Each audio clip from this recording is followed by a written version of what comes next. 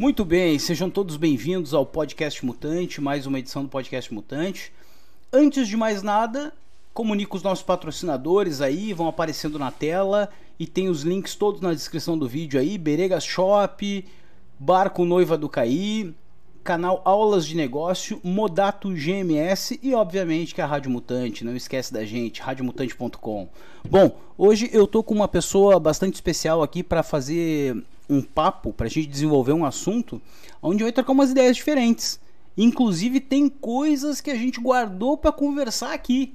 E eu puto da cara quando vi esse cara que eu não via há um tempão, eu tinha tanta coisa pra falar com ele, eu digo, não, eu quero guardar algumas coisas. E aí, Macaco, como é que tá, meu irmão? Tudo bem? Tudo bem, brother. Muito honrado em estar participando, voltar aqui ao Mutante, meu coração.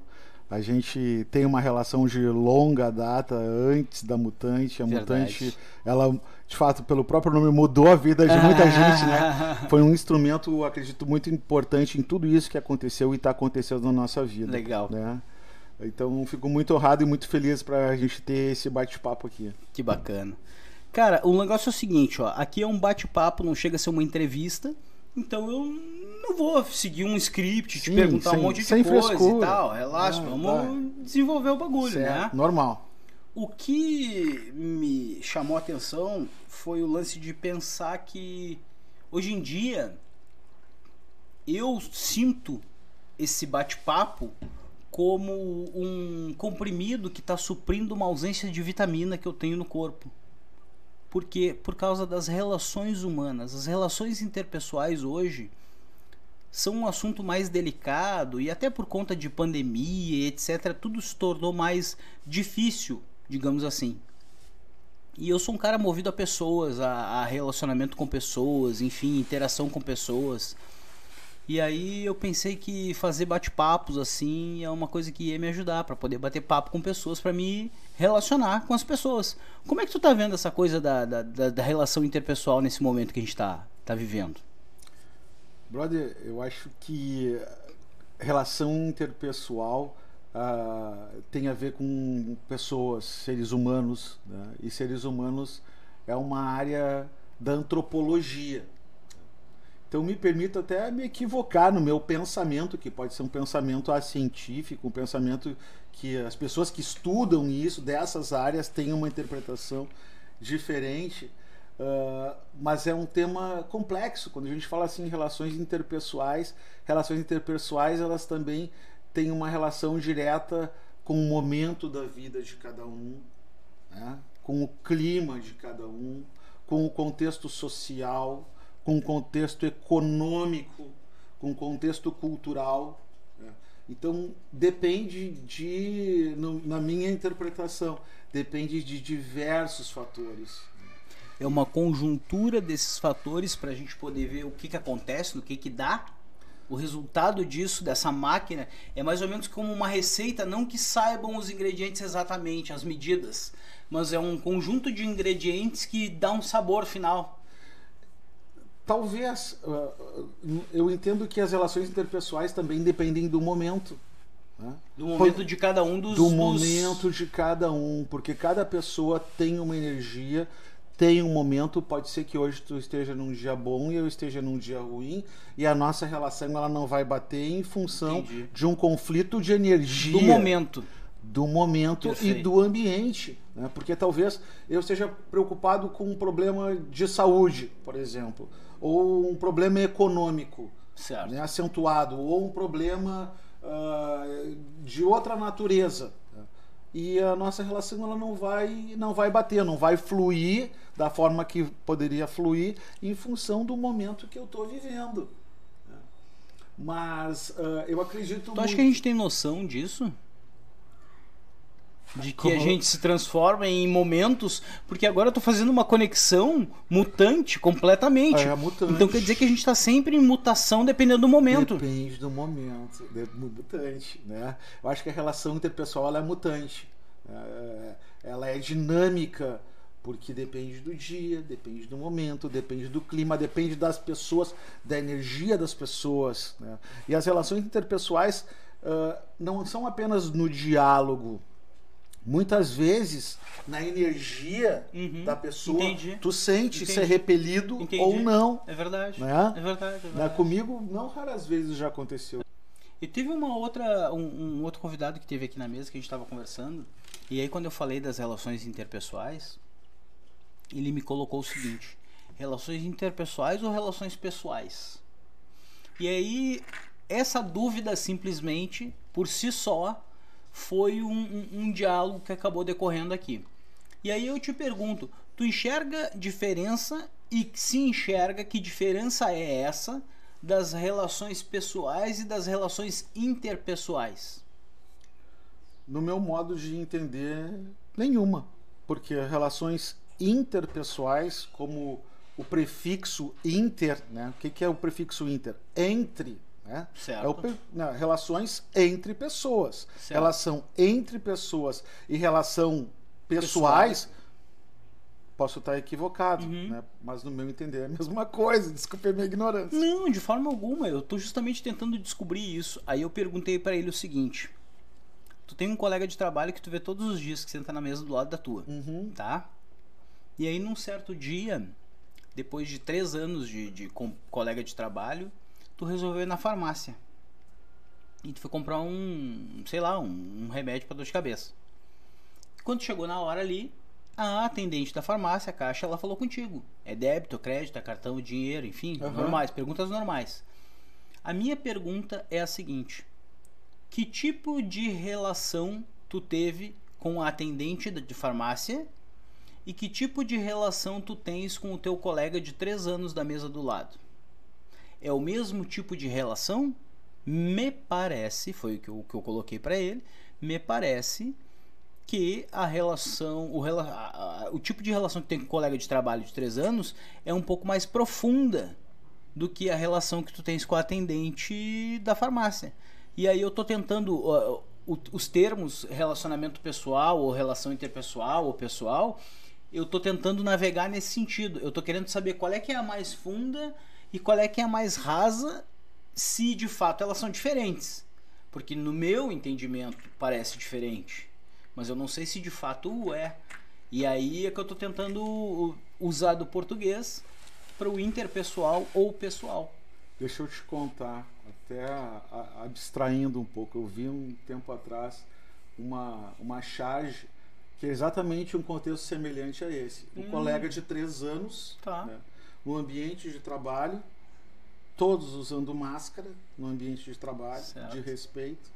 E daí o cara foi na farmácia e conheceu a atendente e já se pegou com a atendente sem máscara. Então, o colega de 3 anos, tu conhece a família dele e tudo mais, aqui não, vamos manter distanciamento por respeito. Agora, na atendente, o cara foi pra cima, que máscara, o quê? Pois é. Já se... Então, claro, existe um distanciamento, né? E também, muitas vezes, tu pode ter um colega de 3 anos e tu conhecer menos do que uma pessoa que conhece um mês, né? Verdade. Né? Então, eu acho que é muito relativo. Mas também. Tu entende que essa relação com o cobrador de ônibus, o motorista do aplicativo, enfim, o carteiro, quando te entrega uma encomenda, né? Isso é uma relação interpessoal, porque tem 2 pessoas, né? Tem o carteiro e tem o cara que recebe. Ok? Sim. Então, e se tem 2 pessoas que se relacionam, como é que a gente pode denominar essa relação bastante superficial, que é só de uma entrega de uma encomenda do carteiro com o receptor, e como é que a gente pode tratar aquela relação, por exemplo, tu tá há 20 anos, tu mora no mesmo lugar, teu vizinho do lado, da porta do lado também tá há 20 anos, tu pode até não ser amigo dele, é completamente plausível, mas depois de 20 anos, alguma coisa em relação ao teu vizinho tu sabes. Sim. Entretanto, tu não desenvolveu um relacionamento com ele. Talvez as palavras para diferenciar isso sejam relação e relacionamento. Relação, acho que relação e relacionamento têm conceitos distintos. Porém, esse contexto do vizinho, né, e do carteiro, o carteiro foi uma relação interpessoal, momentânea, que não raras vezes tu vai sequer se lembrar o rosto do carteiro. Quanta gente a gente passa na rua e tu vê, não sei o que, quanta vergonha, né? Te cumprimenta na rua ou te cumprimenta, pá! E daí, quantas vezes já aconteceu comigo isso? Eu me sinto tão envergonhado de te chamarem pelo nome. Na rua? Na rua. Te cumprimento na rua? Ou te cumprimento na rua, ou em outro lugar, isso, né? Ou tu tá no lugar, tá no shopping, né? Chega, professor, não sei o que, Paraná, né? E começa a comentar, e tu fica falando ali uns 5 minutos com a pessoa, tudo mais, isso e aquilo. E tu quer bem, tem uma relação boa, claro. E tu não te lembra o nome da pessoa. Daí tem que ficar chamando, cara, pois é. Né? Linda, amiga, né? Isso é muito desagradável. Entendi. Então, na relação com o carteiro pode acontecer isso também, né? De tu ver o carteiro uma vez, uma pessoa uma vez teve uma conversa ou um relacionamento de pouco tempo e tu se esqueça, né, da imagem dessa pessoa. Então, também são mutantes, né? É algo que é dinâmico, é transitório, né? É importante isso. Essa dinamização das relações, né? E condizente o nome da mutante. E o que a gente pode dizer de relação e relacionamento? Relacionamento é uma coisa que é uma semente que germinou, e relação a gente pode dizer que é só uma semente que foi jogada ao vento? Meu conceito de relação e relacionamento. Relacionamento é um modo de relação que tem mais intimidade. Ótimo, já estamos mais perto do que eu procuro. Essa é a diferença. A relação pode existir uma relação distante, certo, né, e uma relação mais próxima. Certo. Relacionamento, né, eu entendo que é uma expressão para dimensionar o distanciamento dessa relação. Excelente definição. Puta merda, gostei pra caralho dessa definição, hein? Claro! Então tu vai diminuir. Nosso relacionamento é mais próximo, relacionamento ele é mais remoto, nosso relacionamento é um relacionamento mais distante, mais frequente. Então acho que serve também, talvez sirva como esse parâmetro. Claro. Né? Relação e relacionamento. Boa, eu acho que eu vou mudar do interpessoal e pessoal pro relação e relacionamento. Não, mas me pareceu mais concreto, pelo menos. Meu modo de entender, né? A mim também me pareceu mais concreto. É um meio de dimensionar a distância. Né, e por falar em dimensionar a distância, cara, tu tá longe pra caralho, agora tá por aqui. É isso aí. Qual é que é essa? E deixa eu te perguntar uma coisa, cara. E como é que é essa relação distante daqui? Cara, a relação de distanciamento daqui, né, ela se aflorou muito do ano passado para cá. Porque o ano plena pandemia? Não, foi em função da pandemia. Em função da pandemia. Sim, foi em função da pandemia. Porque a pandemia, ela provocou esse distanciamento nas relações, né, interpessoais de contato também, né, interpessoal, né? O interpessoal, necessariamente as pessoas elas têm que estar próximas, né? Elas podem estar distantes também. Exato. Né? Então, essa proximidade física, né, ela afetou muito o ano passado para cá, porque o ano passado foi um ano de muitas indefinições, de muitas angústias. Às vezes a gente está assistindo o genocídio que aconteceu, né, sabendo até, será que eu vou viver até o final? Não passou isso pela tua cabeça? Assim, não, pois exatamente isso. É isso que eu ia te perguntar agora. Tu te passou pela cabeça isso? Velho, sim, cara, claro. Cheguei até a falar pra minha namorada ali aqui, ó, se eu morrer, tu sabe o que vai fazer. Não me leva pro cemitério, entendeu? É pra queimar.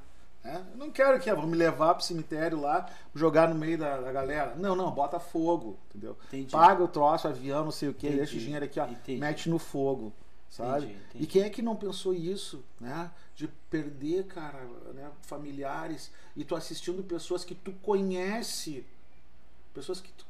falecerem, né? Eu conheço pessoas sadias, mais jovens do que nós, que acabaram falecendo em função da enfermidade. Nossa, cara, eu não tive essa experiência. Eu tive, velho. Assim, Nossa, cara, mais jovem ainda? Mais jovem, brother. Mais jovem, cara. Mais jovem. Né? E pessoas saudáveis. Né? Tem uma colega da universidade, que é professora também, que faleceu. Cara, a mulher, essa aí eu sei que não bebia, tinha uma vida muito saudável,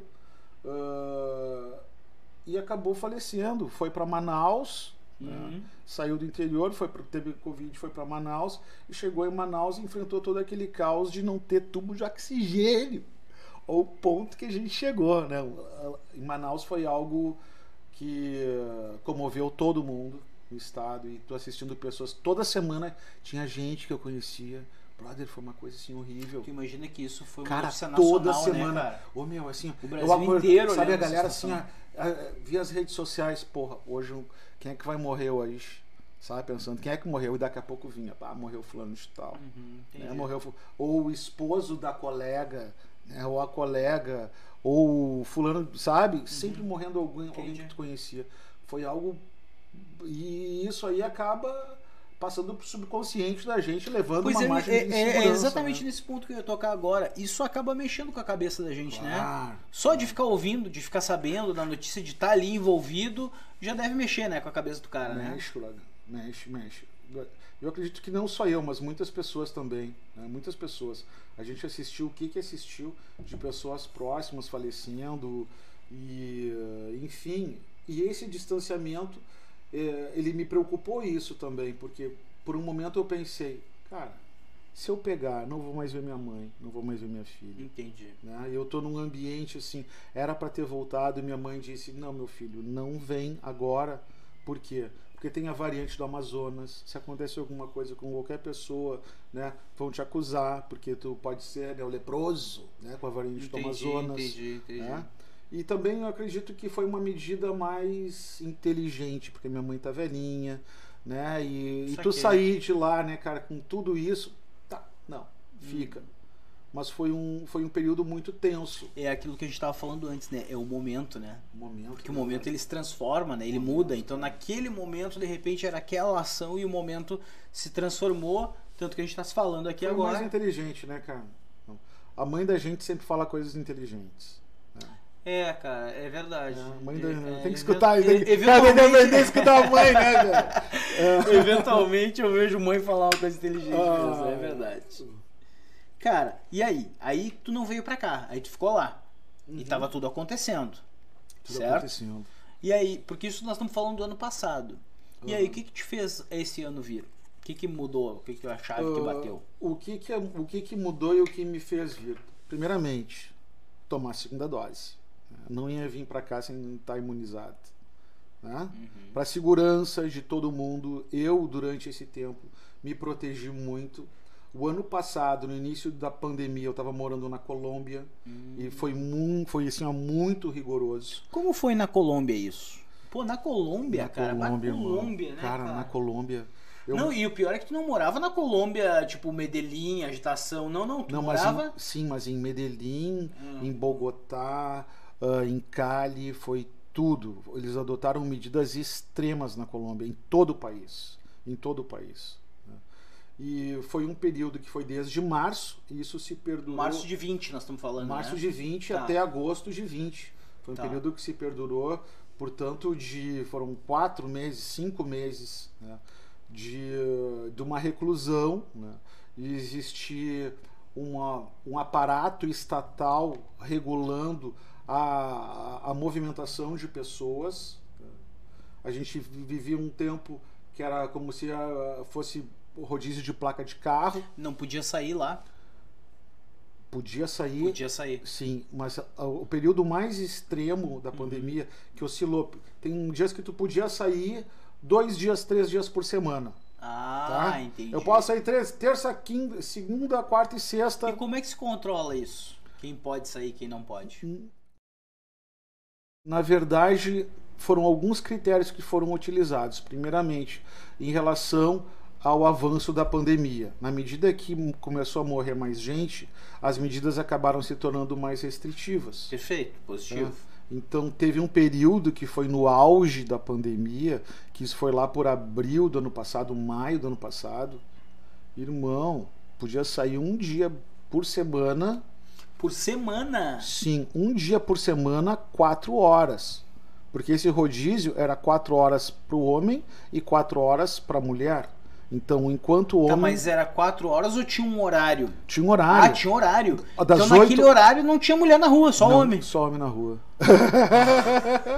Foi assim, cara. Foi assim, velho. Foi assim. Talvez tinha mulher, mas mulher trabalhando, entendeu? As mulheres que estiver trabalhando, estiver no banco ou no caixa de alguma coisa. Mas na rua, né, não pode.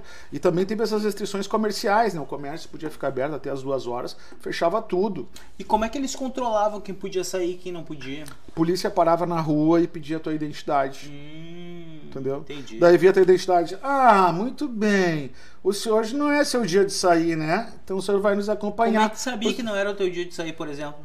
Porque era o final do número da tua carteira de identidade. Ah, olha só que então, legal, o número aqui, cara. ó, 0, 1, 2 sai na segunda. Entendi. Entendeu? Entendi. 3, 4, daí Entendi. quinta e sexta. Saquei. Sabe?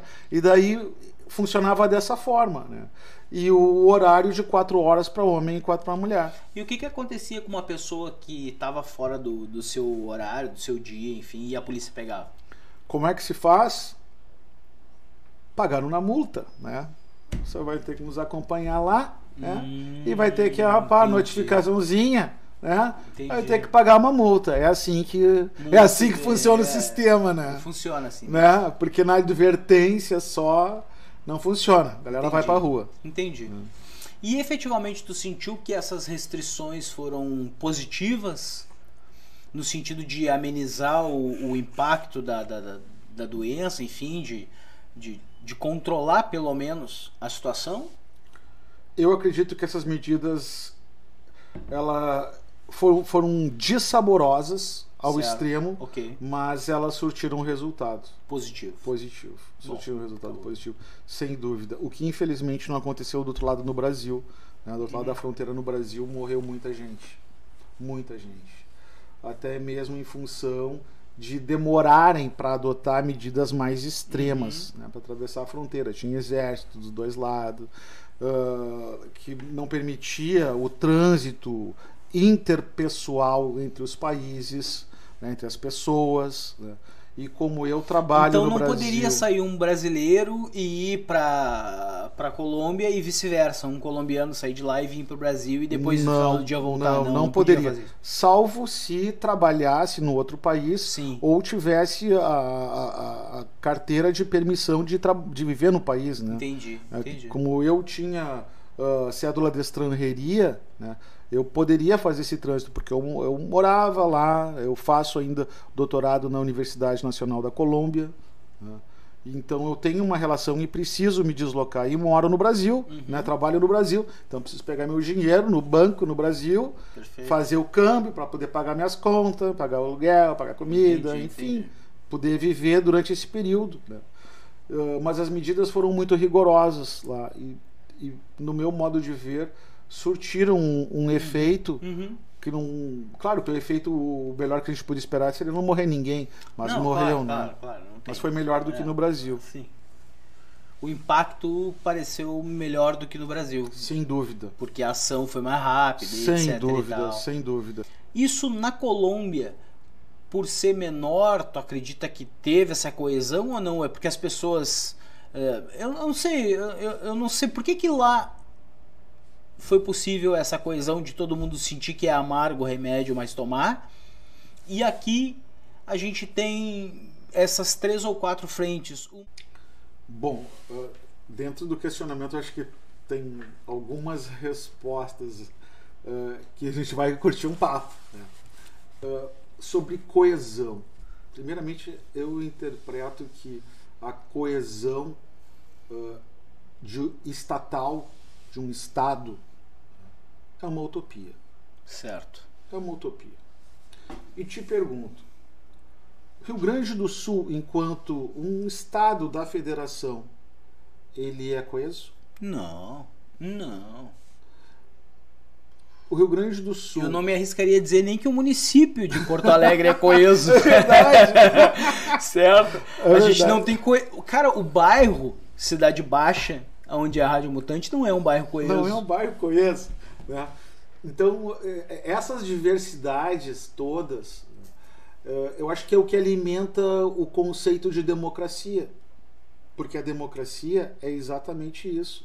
É tu respeitar o entendimento divergente, mas no âmbito da racionalidade, no âmbito das ideias. E agora fazendo uma relação disso com um âmbito brasileiro, né? É mais complexo ainda tu pensar em coesão. Claro. Né? E na Colômbia não é diferente. É mesmo, cara? Não é. A Colômbia é um país que tem características muito semelhantes ao Brasil. Muito semelhantes. Né? Em relação à economia, em relação às culturas regionais.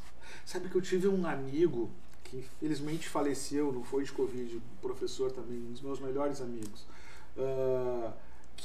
ele é de Janeiro, Los Llanos Orientales. Los Llanos Orientales.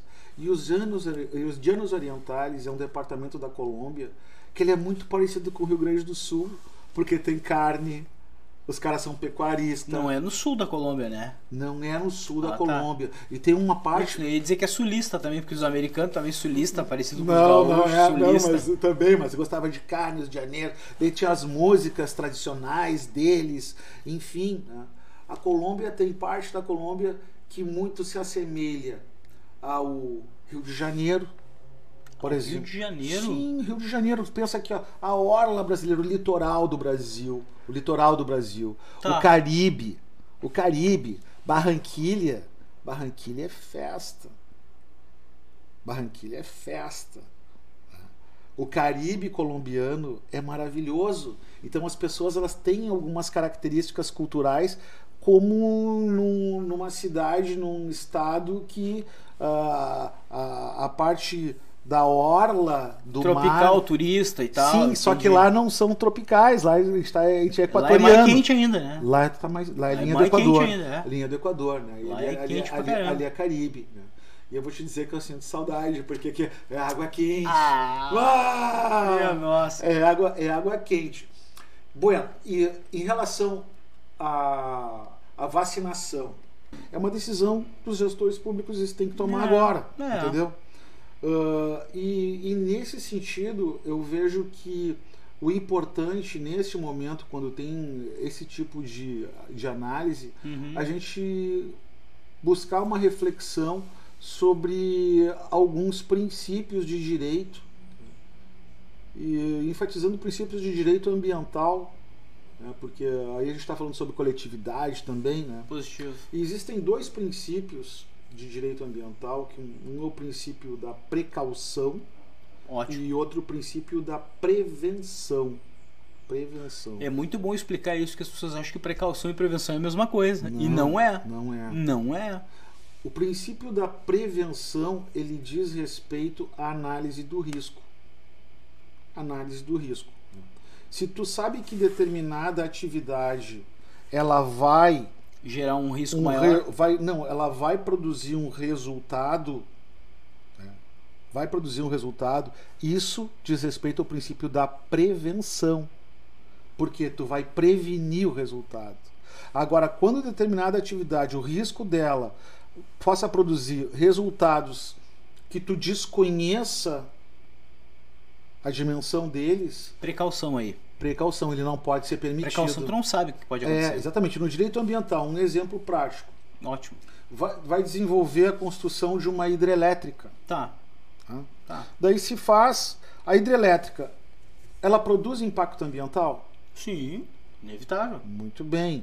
Se ela produz impacto ambiental, ela é submetida ao princípio da prevenção. Por quê? Porque tu sabe que ela, o risco que ela vai causar. Exatamente. Tu sabe que, o problema que a atividade que ela vai produzir, vai ter resultados. Sim, né? sim. E por isso do estudo de impacto ambiental. Né? O estudo de impacto ambiental é que tu vai dimensionar esses resultados. Para prevenir o ruim, o que é negativo. Prevenir. Tu vai estar prevenindo o pior. Certo. Né? E no princípio da precaução, como tu desconhece... Tu nem faz. Não deve nem ser feito. Nem faz, porque tu não sabe. Só que o que a gente está assistindo hoje é uma inversão. Uma inversão. O princípio da prevenção, o que foi adotado, essas medidas todas que eu coloquei na Colômbia, enfim, de usar máscara, são medidas de prevenção. Tu sabe que a atividade da pessoa, ela vai produzir um resultado. Positivo. Porque é uma pandemia. Positivo. Entendi. É uma pandemia. Então essas medidas me parecem que são as medidas mais apropriadas. Então eu procuro sempre pautar o meu entendimento por esse embasamento científico, jurídico, né, que eu acredito que faz muito sentido diante do contexto que nós estamos vivendo. Eu concordo totalmente respeitando entendimentos. Só isso. Eu concordo totalmente contigo. Eu só entendo que precaução é o fato. Hoje a gente tem que se precaver e não se prevenir, porque a gente não sabe o que vai acontecer, certo? Então, se prevenir ajuda, mas se precaver hoje é o mais sábio, porque nós não somos racionais. A vida é o sentido de tudo. Quando se abre a Constituição, lá no artigo 5º, as garantias, eu sempre coloco isso para os meus alunos. Quando a gente faz uma leitura lá do caput do artigo 5º da Constituição, todos têm direito à vida, segurança, educação, saúde, habitação, dignidade, aquilo ali é uma leitura que são os principais bens jurídicos que o Estado ele tem que oferecer para ti. E existe uma hierarquia ali também. Sendo que é mais importante para o menos importante. A vida. Entendi. Quando tu faz a leitura, o primeiro bem jurídico que se encontra ali é a vida. Né? E esse bem jurídico que o Estado ele deveria pautar todas as ações dele. Esse é o embasamento para não liberar a eutanásia. Essa também o suicídio também é uma outra discussão. São o embasamento é esse, né? Que a vida é o número 1. Né? Então, tu não pode quebrar o número 1. Sim, o auxílio ao suicídio, ele é crime, mas o suicídio em si não é crime. Porque eu vou estar tirando a minha própria vida. Tu não pode ser condenado depois agora de morto. Se eu te ajudar, a te matar daí sim, isso. Mas a vida, ela enquanto bem jurídico, ela se encontra no ápice dessa hierarquia axiológica dos bens a serem protegidos pelo Estado. Verdade. Então, por conta disso, o Estado tem que se precaver. Tinha pelo o gestor menos, né? público, ele tinha que se precaver. Ele tinha, ao mínimo, prevenir, né? Só que foi tarde isso, né? E daí aconteceu o que aconteceu. Eu gostei muito da maneira que Portugal se comportou em relação a isso. O lance de fechar tudo, de não sair ninguém. Muito parecido com o que tu me falou no auge da Colômbia. Eu acho muito legal os gestores que tomaram essa... Fecha tudo. Sim, fecha tudo. Teve uma hora que eu tava torcendo muito. Aqui não aconteceu isso, obviamente. Mas eu tava torcendo muito por um lockdown, cara. Muito. Porque eu achava que o lockdown ia ajudar muito, sabe? Eu realmente acreditava nisso. Eu também acho. A gente vê assim, olha o legado que a gente tá deixando pros bichinhos, cara. Olha só, cara. Que situação, cara. Cara, que legado, brother, que a gente tá deixando pras crianças, velho. Pois é, mas aí tu acha justo tu achar que tu faz parte disso, da construção desse legado? Sim, eu acho que eu faço parte disso. Eu acho que nós estamos deixando esse legado porque o que vai ficar, a gente passou por aqui e de certa forma, direta ou indiretamente, a gente participou para deixar isso tudo para eles. Então eu me preocupo muito e muitos dos trabalhos que eu faço, eu me sinto mais dignificado e mais feliz, né, quando tem uma relação do que a gente pode deixar para o futuro, né, para as crianças, né, porque a gente tem filho, a gente tem sobrinho, e minimizar o impacto de toda essa merda que a gente está deixando, não apenas no Brasil, mas no mundo. Como ser humano, enquanto espécie. Exatamente. Claro. Então quando se fala assim, não, eu tenho que pensar só em mim, não sei o que, não raras vezes também acontece que Me lembra, isso aí, parece aquela música do Replicantes, né? Pensar naquelas negócios do mundo é coisa de vagabundo. Pensar nos problemas do mundo é coisa de vagabundo. Pensar sobre os problemas do mundo é coisa de vagabundo, é verdade. Daquele álbum do sexo, como é que é? Sexo e violência. Eu não me lembro o nome do álbum, mas eu lembro dessa música. Mas às vezes me parece isso também, a gente não vai conseguir resolver. Mas, enfim, e muitas pessoas a gente pensa, não, que tu pode ajudar, quem pode ajudar a gente tenta ajudar, né? Mas tu não vai conseguir resolver tudo. Né? Importante assim, as pessoas elas terem a capacidade e a autonomia de se responsabilizar sozinhas pelos seus problemas, né? Não atribuir a terceiros as consequências da vida. Ah, não! Eu deixei de ser jogador de futebol. Aqui eu vou te contar uma historinha. Tá? Uma reclamação minha. Tá? Eu joguei na época do Assis. Né? Do Assis, do irmão do Ronaldinho? Do irmão do Ronaldinho. Joguei na época do Assis, lá na escolinha do Grêmio. Certo. E fui pra seleção. Daí, cara, a bola sempre tinha que chegar no Assis, porque o Assis, é o Assisinho, a bola sempre tinha que chegar nele. Entendi. Então, cara, todo mundo, né, era meio que uma determinação, tá? Eu já tava puto com Jogavam aquilo. para ele. Tinha que jogar em torno do Assis. Porque já tinha empresário. Daqui a pouco o Assis, o que fez? Deu um pé na bunda do Grêmio e foi lá pro Napoli. Pintou o cara, pegou, levou ele. Te lembra dessa? Lembro. Bueno, era toda a bola pro Assis. E eu já tava puto com aquilo.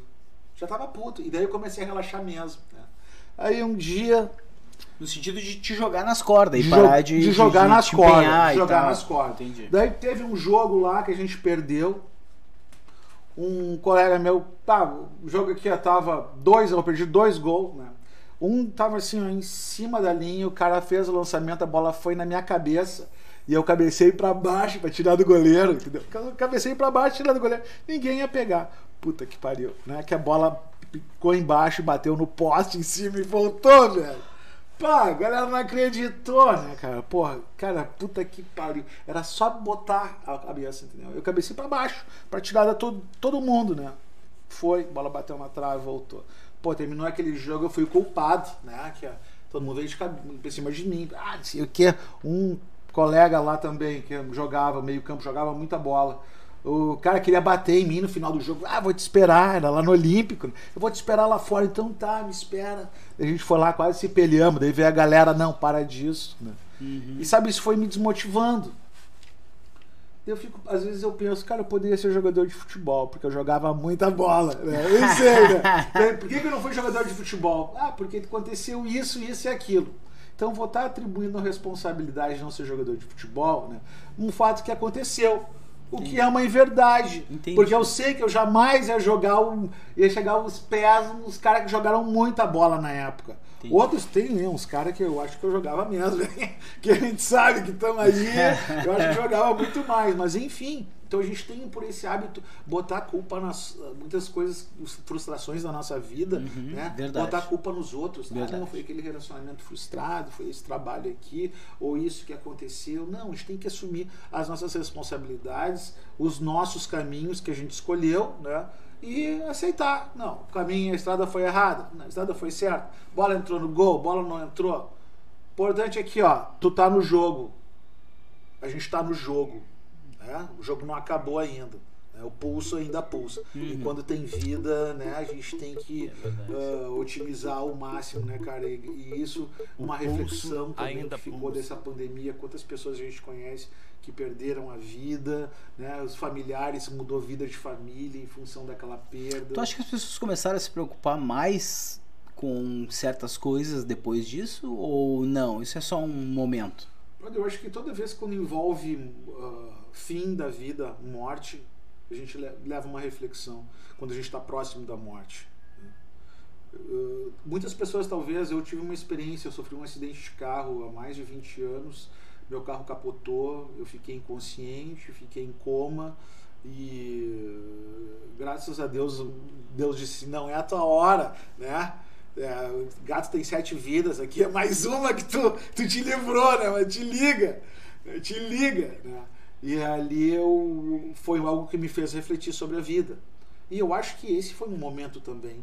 Porque quem nos garante que a gente poderia ter feito um contato com alguém que tivesse contaminado e ter sido Depois do contaminado? acidente, tu mudou teu comportamento? Mudei meus valores. E depois da pandemia? Me fez refletir também sobre isso. Certo. Eu acho que a gente já está ganhando, entendeu? Já está na fase plus, porque poderia ter morrido, poderia. Qualquer um de nós a gente poderia, né? Porque ninguém está... Aí qualquer um de nós poderia ter morrido em qualquer momento, né? Não só na pandemia. Sim, é verdade, qualquer momento, sociedade do né? risco, mas tem uns momentos que o risco é maior, a gente vê toda aquela discussão do risco, né? Que nem tem uma obra do Ulrich Beck que se chama La Sociedade de Risco, né? É uma obra, Ulrich Beck, ele é um autor alemão, e essa obra ele fala dos riscos da sociedade que a gente vive, que o fato de sair na rua, né, é arriscado, tudo, né? Riscos ambientais, riscos sociais, riscos econômicos, enfim, né? Está sujeito aos mais diversos riscos. Eu entendo que a gente poderia trocar uma ideia também, né, sobre as relações interpessoais na Amazônia. Na Amazônia? Na Amazônia. Por quê?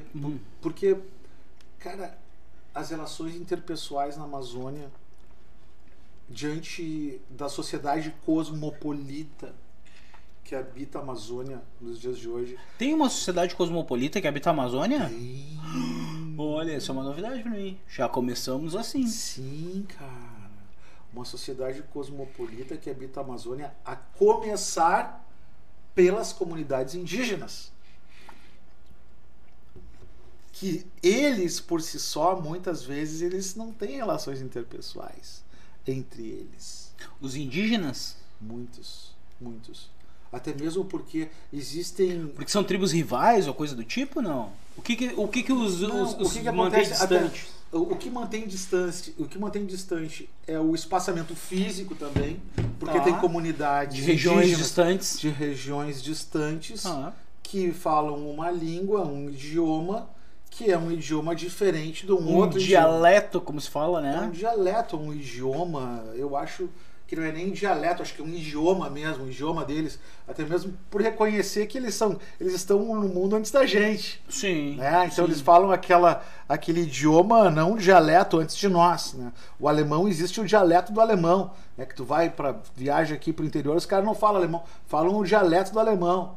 Né? Agora lá eles falam os idiomas, né? Não é minha parte de linguística, mas existem etnias que tu desconhece idiomas distintos entre indígenas moradores do mesmo espaço que é a Amazônia. Do mesmo espaço que a Amazônia. Do mesmo espaço que a Amazônia. Então, a começar por aí, da relação entre eles, né? E muitas vezes divergências até mesmo entre as próprias comunidades. Né? O ano passado eu tive uma experiência que para mim foi uma experiência ímpar. Né? E eu estava acompanhando dois colegas professores que têm uma afinidade com antropologia maior do que eu. Tá. Porque meu conhecimento é raso, superficial. Ok. Eu sou um ignorante antropológico perto deles. E nós me convidaram para participar de uma festa que se chama Festa da Menina Moça. Festa da Menina Moça, olha só. O que acontece?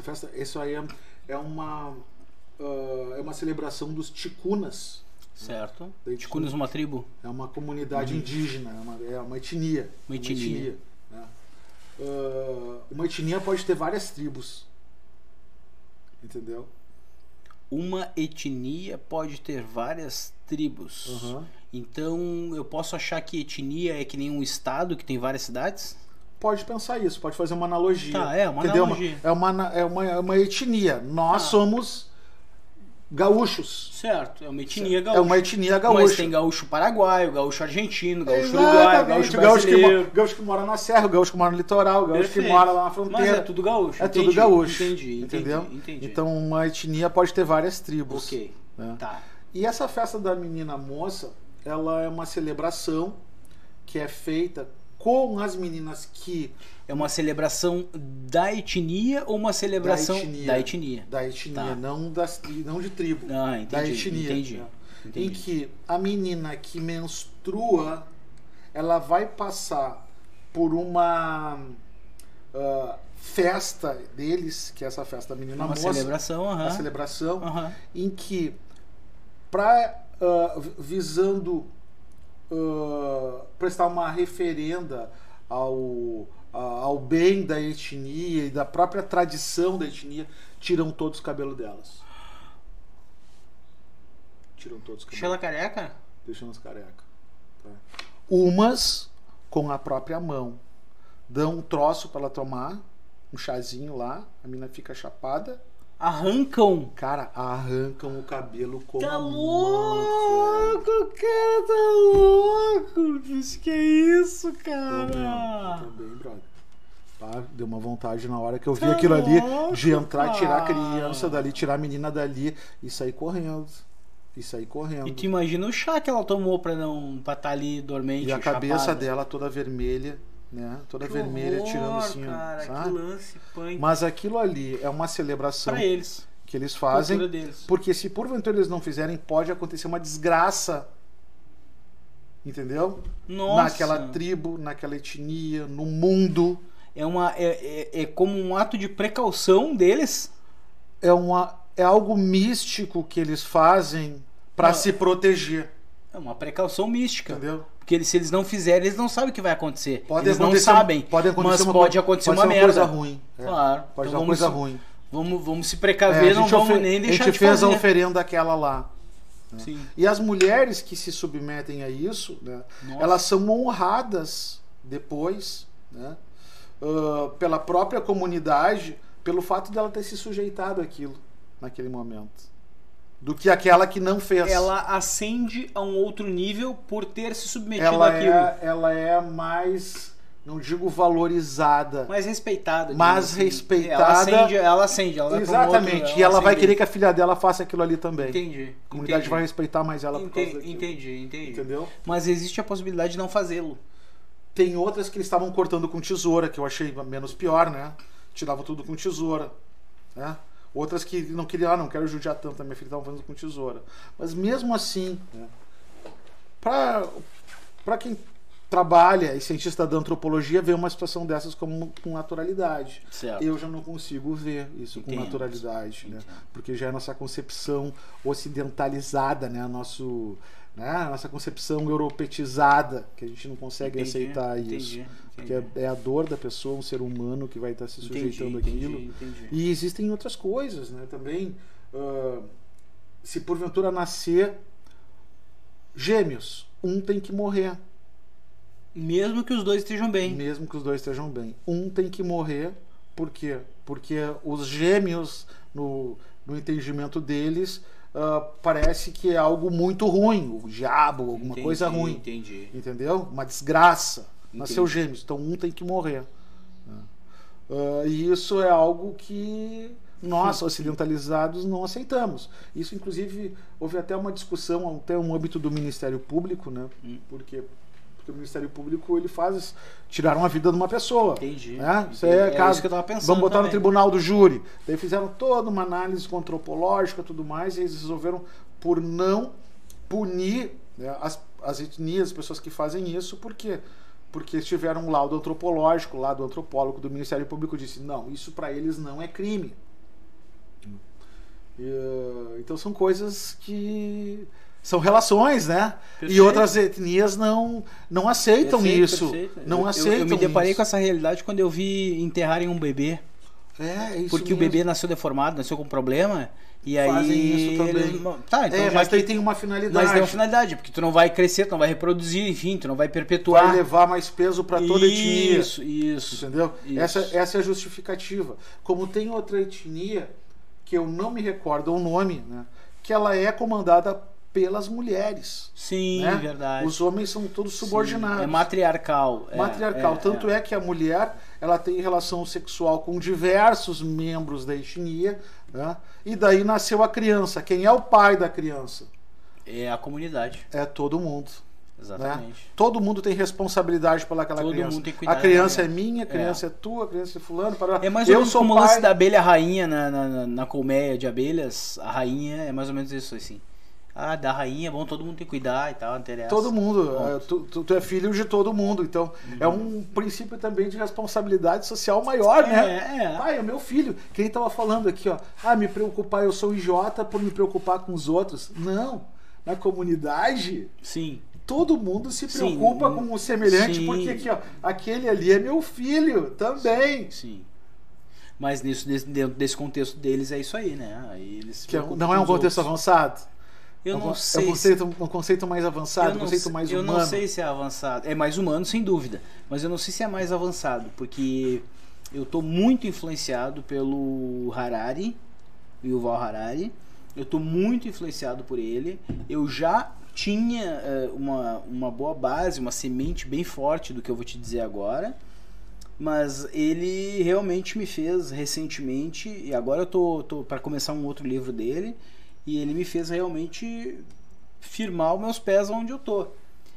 Eu vou dizer agora uma coisa muito impactante, mas tudo bem, me bate. Eu não acredito na humanidade. Eu acho que a humanidade é uma espécie que vai entrar, está caminhando para isso e em breve vai entrar em extinção. É que o homem é um animal, e o animal é errante. Não, tudo bem. Né? Humanidade do homem. Né? O homem é errante. É um animal. Ponto. É um animal, a gente vai errar, não existe quem não errou, todo animal erra. Exato, perfeito. Não é uma máquina que vai dar certinho. Isso. O máximo que aconteceu foi, por exemplo, um crocodilo que foi se transformando até chegar onde chegou, que é agora. Ou um tubarão que passou por tudo que passou e hoje é um tubarão. Ou um elefante, que outrora era um mamute e agora virou um elefante. Então são adaptações. Mutantes. São mutações, exatamente. Eu acho que o ser humano, que a humanidade, os sapiens, como eu gosto de falar, eu acho que os sapiens, eles não vão perdurar, eles vão se adaptar. E essa adaptação que me parece muito próxima é a tecnológica, é a inteligência artificial, é tu quebrar um braço e botar um outro e tá funcionando, né? É tu conversar com... Outro dia eu tava conversando com outra pessoa aqui que dizia isso. É tu te relacionar com o teu celular, com um eletrônico, onde tu conversa com ele te responde e tal, vocês criam uma amizade, etc e tal, sabe? Aprender idiomas, por exemplo, né? Aquele lance que a gente viu no Matrix, de botar o chip e tal. Cara, isso, sabe, é real, é uma realidade, sabe? Não, cara, os caras... Inteligência artificial. Sabe? Já acharam um jeito de botar um troço aqui, e aí tu mete o negócio lá. HD na cabeça. Isso, e aí daqui a tanto tempo tu vai desenvolver tal aptidão que tu não tinha, e assim vai. Então eu não acredito muito na humanidade. E quando a gente pensa nessa coisa de cuidar dos outros, é exatamente o que tu falou. Não é muito mais humano, é muito mais humano. Eu não tenho dúvida que é muito mais humano. Mas eu também não acho que o humano vai se sobressair. Eu acho que o humano vai acabar. Então, defender os valores humanos ou viver na humanidade e tal, beleza, sou um cara humano e tal. Tá, mas isso é por mais algum tempo. Como nós temos uma ótima previsibilidade de tempo de vida, em torno de um século, a gente não dura muito mais do que um século e nem muito menos, tá? A gente fica mais ou menos nessa aí. Se não fizer nada errado, né? Claro, se tu fizer errado, toma um tiro na cara, tu acabou com 20 anos. Mas se não fizer nada errado, vai ficar por ali, né? Entre um pouquinho antes de, uns 30 anos antes de 100 e no máximo uns 20 além de 100. Vai ficar nessa casa aí, nesses 50 anos aí. Eu não acho que isso tudo que eu tô te dizendo vai acontecer nos próximos 50 anos. Provavelmente eu não vou ver nada disso que eu acredito. Então eu começo a diminuir e fracionar o meu pensamento. Tá, o que eu enxergo que vai acontecer em 50 anos? Olha, 50 anos eu enxergo isso, aquilo, aquele outro, tá bom, então eu vou mais ou menos por aqui, por ali, e aí vou me salameando dentro daquela existência. Porque me parece angustiante quando eu penso que eu sou uma engrenagem da humanidade, sabe? Quando eu sou uma engrenagem do projeto Sapiens, que eu tenho que dar uma pequena, mesmo que seja uma milenésima, pequenésima fração, uma partícula de contribuição para a espécie humana. Mas aí eu faço parte de uma engrenagem, de uma coisa maior, de um todo maior. Eu acho que, pelo menos comigo, funciona assim. Quando eu me enxergo parte desse maior, isso me gera angústia. Porque é uma máquina que eu imagino que não vai funcionar mais, vai quebrar daqui a pouco. Então eu estou contribuindo com alguma coisa que eu de fato não creio, né? Entretanto, quando eu simplesmente me idiotizo, me isolo do resto todo, eu simplesmente perco a questão da relação, das relações interpessoais ou pessoais, enfim, né? Porque o cara que se isola, ele perde essa relação. No começo da nossa conversa foi te dizendo justamente que eu criei esse bate-papo para não perder isso. Porque essa situação toda de pandemia diminuiu muito isso. E aí, para eu repor essa dose, né, de vitamina e manter, eu achei que o bate-papo aqui seria uma boa. Então, o humanizar, eu não sei se realmente esse negócio de pensar em todo mundo, sabe? Como no caso dos índios e tal, mas ali a gente tem um motivo, né? Mas eu não sei realmente se ser humano nesse sentido de pensar no todo é uma coisa que qualquer um consegue administrar com certa facilidade. Esse tema é um tema muito atual. Ultimamente vem se discutindo muito no âmbito da academia a teoria do antropoceno. Teoria do antropoceno.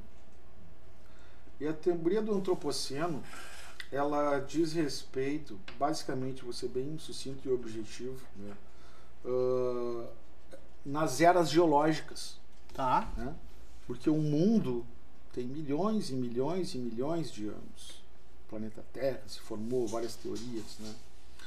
E dentre essas eras geológicas, o mundo ele acabou, o mundo ele resfriou, congelou, mudou o seu espaço geográfico, né? Os seus habitantes, né? Seus habitantes, milhares e milhares de anos.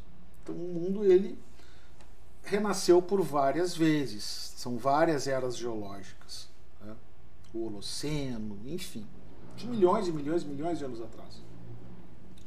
E a teoria do antropoceno, ela é pautada no seguinte fundamento, que o antropo, homem, ele está conduzindo o mundo de tal forma que ele vai provocar o final dessa era geológica. Ele vai acabar com o mundo.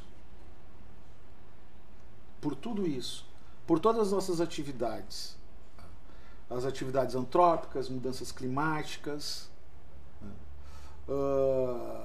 pensando não Mas tu acha que isso é uma coisa que ia acontecer de qualquer jeito ou não? Eu acho que pelo que, até seguindo a linha do que tu colocaste agora há pouco, né, do homem não acreditar na humanidade, né, e a forma que o mundo ele está concebido hoje, né, não acreditar na humanidade, pensar em si, no proveito pessoal, né, de viver aquele momento, de não pensar de forma solidária, né, o mundo ele está se conduzindo para isso, dessa forma, né, porque as mudanças climáticas elas dizem respeito e têm a sua origem num comportamento humano.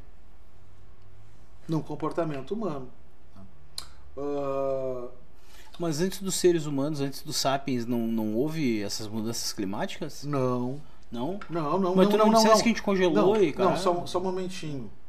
Mas lá os efeitos dessas mudanças climáticas não decorriam da atividade humana. Certo. Entendeu? Ok. Por isso que o antropoceno, né, é uma teoria que o mundo ele vai acabar em função do antropo, das atividades humanas. Entendi. Né? De cada vez a gente contaminar mais a água, o mundo ele está mais quente, de não haver um controle em relação ao consumo exacerbado e inconsciente. né? Então, a gente do Brasil, né? Quem são hoje os maiores consumidores do mundo? Os Estados Unidos.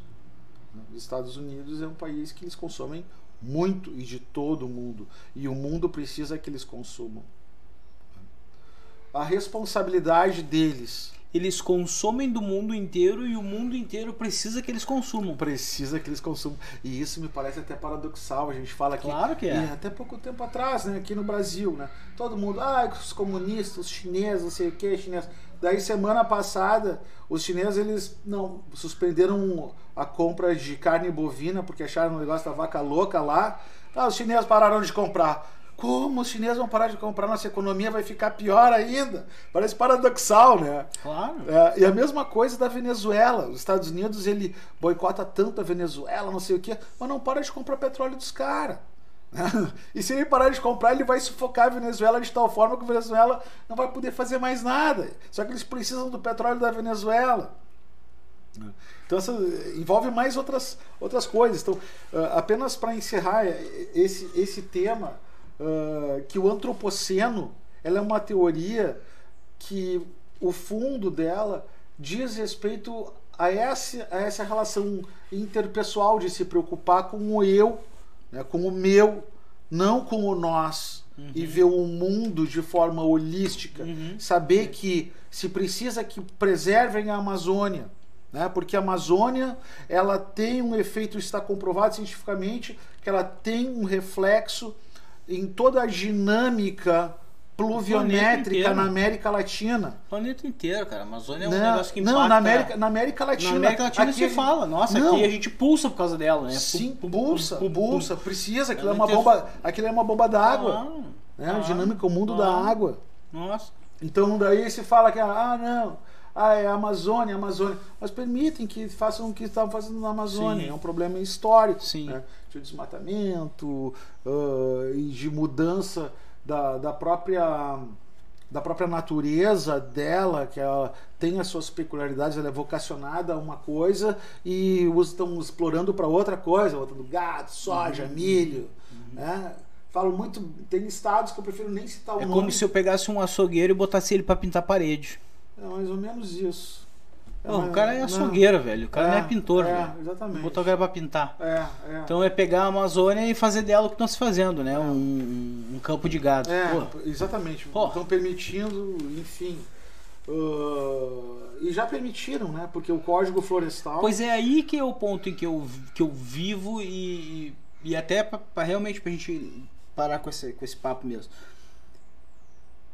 Essa permissividade que se dá para que as coisas menos adequadas sejam executadas, ou digamos assim, as coisas mais prejudiciais sejam executadas, essa permissividade que se tem para que o que é menos positivo aconteça e não o mais positivo, tá?